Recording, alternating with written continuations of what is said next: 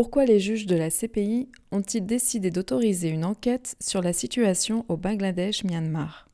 Le 14 novembre 2019, les juges de la Chambre préliminaire 3 de la Cour pénale internationale ont accordé au procureur l'autorisation d'ouvrir une enquête sur la situation au Bangladesh-Myanmar pour des crimes allégués relevant de la compétence de la CPI.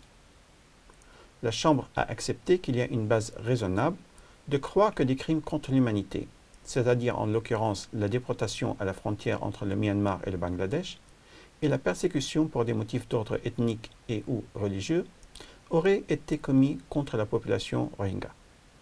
Vu l'ampleur des crimes allégués, entre 600 000 et 1 million de Rohingyas auraient été déplacés de force du Myanmar vers le Bangladesh voisin, la Chambre a estimé que ces crimes sont d'une gravité suffisante pour que la CPI ouvre une enquête. La CPI est compétente pour poursuivre les crimes pour lesquels au moins une partie du comportement criminel se déroule sur le territoire d'un État partie. Dans cette situation, bien que le Myanmar ne soit pas un État partie, le Bangladesh, lui, a ratifié le statut de Rome de la CPI en 2010. En conséquence, si une partie du comportement criminel allégué a lieu sur le territoire du Bangladesh, cela suffit pour donner à la Cour une compétence territoriale.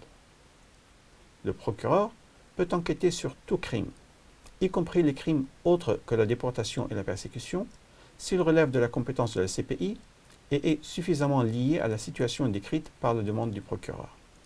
La compétence de la CPI couvre les crimes passés et futurs commis depuis que le Bangladesh est devenu un État partie en 2010. Les juges ont-ils pris en compte le point de vue des victimes dans leurs décisions? Oui, la Chambre a reçu les points de vue de centaines de milliers de victimes présumées ou en leur nom.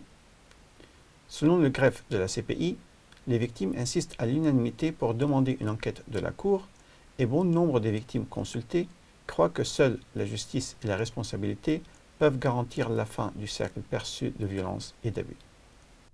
Quelles sont les prochaines étapes? Le bureau du procureur recueillera les éléments de preuve nécessaires de façon indépendante, impartiale et objective. L'enquête pourra durer aussi longtemps que nécessaire pour obtenir ces preuves.